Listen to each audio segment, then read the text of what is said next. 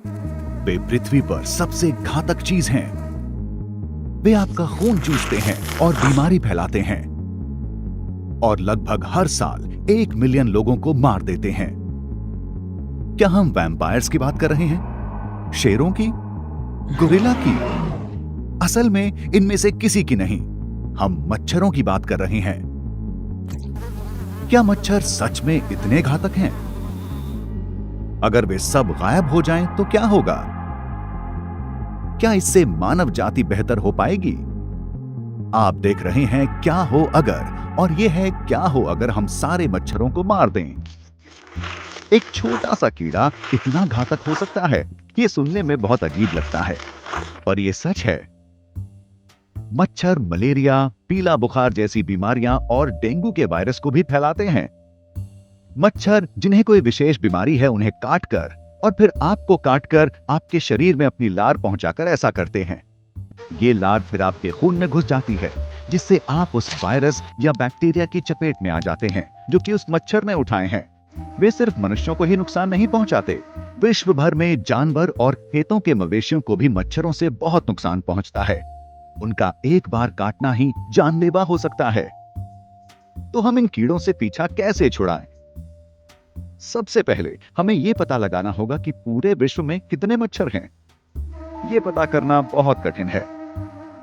ऐसा अनुमानित है कि अकेले अलास्का में ही इनकी गिनती 7 ट्रिलियन है।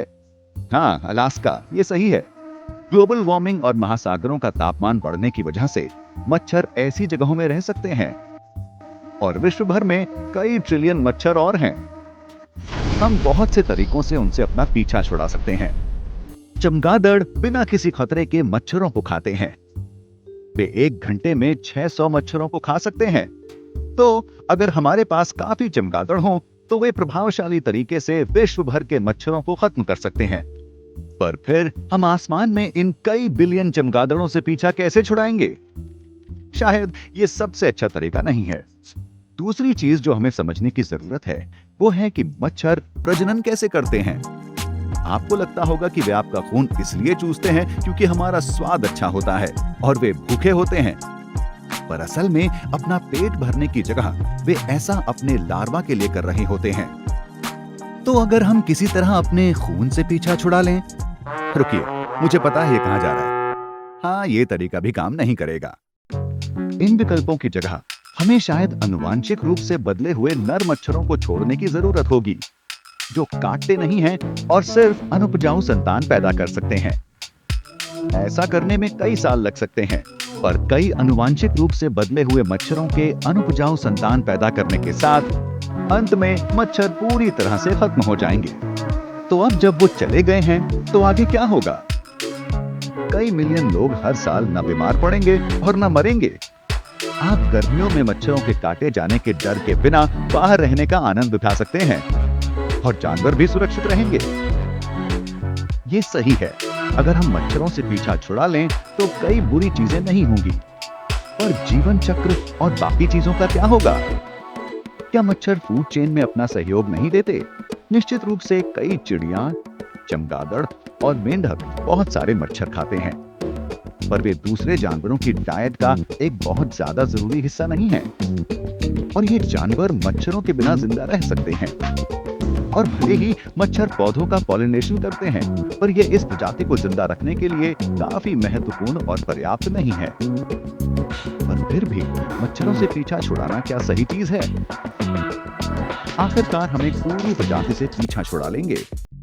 हमें इस बात का ध्यान रखना चाहिए कि मच्छरों की कई हजार प्रजातियां हैं, और इनमें से सिर्फ 6% ही हमें काटते हैं और बीमारियां फैलाते हैं। यही नहीं, ऐसा भी कहा जाता है कि मच्छर अमेज़न रेन फॉरेस्ट को बचाने में भी मदद करते हैं।